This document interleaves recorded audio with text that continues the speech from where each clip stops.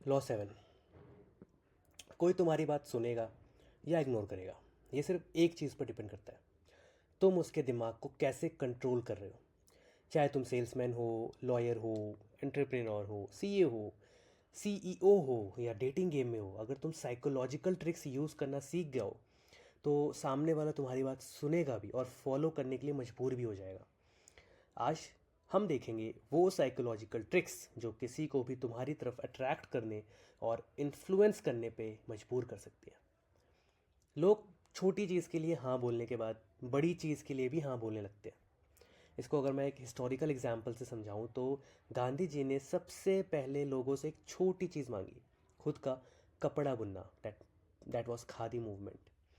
जब लोग इस छोटी बात पे अग्री हो गए तभी उन्होंने ब्रिटिश गुड्स बाइकॉट और सत्याग्रह जैसे बड़े मूवमेंट को भी सपोर्ट किया। ऐसे ही अगर आप सेल्स पर्सन हो तो एक छोटी रिक्वेस्ट करो। जैसे एक सेल्स पर्सन एक छोटी रिक्वेस्ट करता है, सिर्फ एक ट्रायल ले लीजिए, अगर पसंद आए तो नो प्रॉब्लम।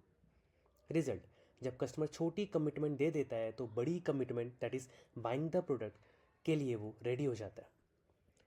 सीईओ या लीडर अगर किसी टीम मेंबर से एक छोटा फेवर मांगे तो वो नेचुरली बड़ी रिस्पॉन्सिबिलिटी भी लेने के लिए तैयार हो जाते हैं। ये शायद आपने फील भी किया हो अगर आप जॉब कर रहे हो या किसी टीम लीडर या मैनेजमेंट पोजीशन पे होंगे।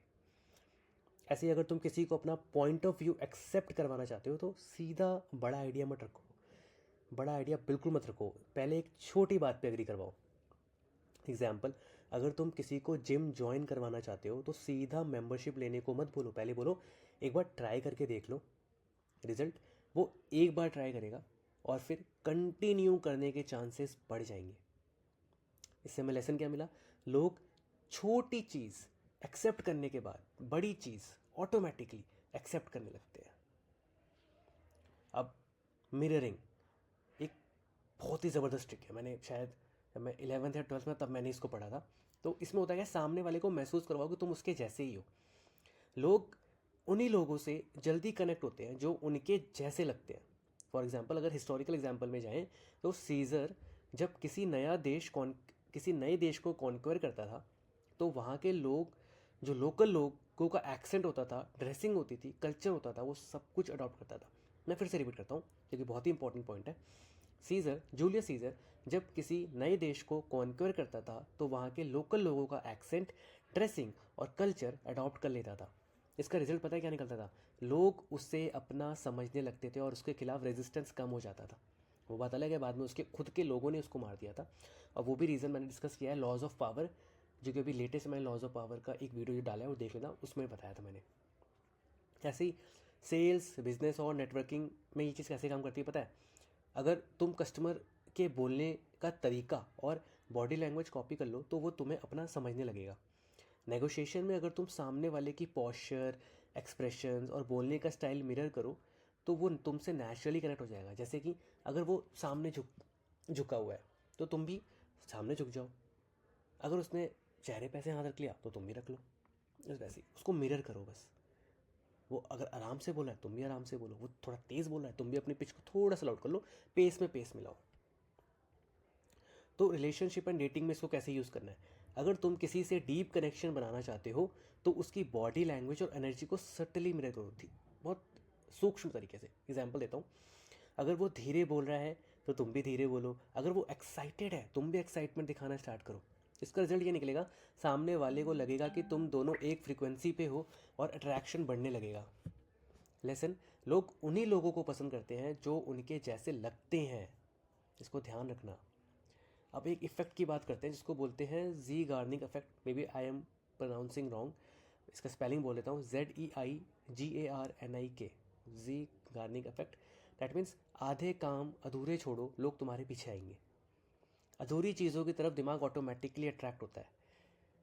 जैसे नेटफ्लिक्स, HBO और टीवी सीरियल्स एपिसोड के एंड में सस्पेंस छोड़ देते हैं। इसका रिजल्ट, लोग अगले एपिसोड का वेट करते हैं और पूरा सीरीज बिंज वॉच कर लेते हैं। ऐसी मार्केटिंग सेल्स बिजनेस में होता है। एप्पल और टेस्ला अपने नए प्रोडक्ट्स का सिर्फ एक टीज़र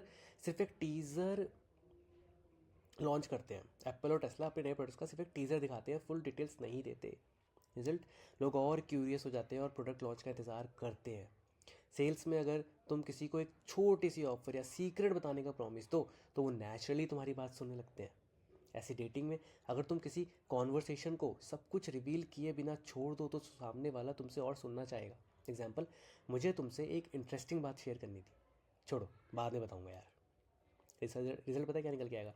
सामने वाला क्यूरियोसिटी में तुमसे और एंगेज होने लगेगा। इसका लेसन क्या सीखा हमने इससे? लोग उन चीज़ों के पीछे भागते हैं जो अधूरी छोड़ी जाती हैं। ऐसी द पावर ऑफ स्कैरसिटी को यूज़ करो। लोग सिर्फ उन चीज़ों की वैल्यू समझते हैं जो ईजिली नहीं मिलती। जितनी कोई चीज़ रेयर होती है लोग उसको उतना ही चेस करते हैं।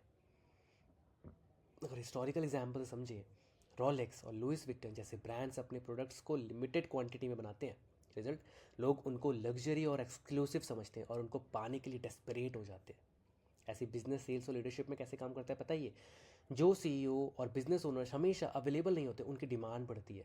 जो सेल्स पर्सन ये कहता है सिर्फ 2 स्लॉट्स बचे हैं, सिर्फ 2 स्लॉट्स बचे हैं, जल्दी डिसीजन लो, वो ज़्यादा सेल्स करता है। डेटिंग एंड रिलेशनशिप से पता है कैसे काम करता है? जो बंदा या बंदी थोड़ा अनअवेलेबल होती है उसकी वैल्यू ऑटोमेटिकली बढ़ जाती है। अगर तुम हर वक्त इंस्टेंटली रिप्लाई करोगे तो सामने वाले को लगेगा कि तुम्हारे पास कोई काम ही नहीं है। लेसन, जो चीज़ ईजिली नहीं मिलती लोग उसको और चेस करना चाहते हैं। पूरा अगर समअप करूँ इस लॉ को तो अगर तुम किसी भी इंसान पे इन्फ्लुएंस डालना चाहते हो तो ये साइकोलॉजिकल ट्रिक को यूज़ करना। सबसे पहला फुट इन द डोर, मतलब पहले छोटी रिक्वेस्ट उसके बाद बड़ी। सेकंड इज़ मिररिंग, सामने वाले को अपना समझने दो। थर्ड इज़ रीगार्निंग अफेक्ट, अधूरी बातें क्यूरियोसिटी बढ़ाती हैं। एंड फोर्थ इज़ स्कैरसिटी, जो चीज़ ईजिली नहीं मिलती वो ज़्यादा वैल्यूबल लगती है। और सबसे इंपॉर्टेंट बात, ये ट्रिक सिर्फ फ्लर्टिंग में नहीं, बिजनेस, लीडरशिप और हर तरह की नेगोशिएशन में काम करती है।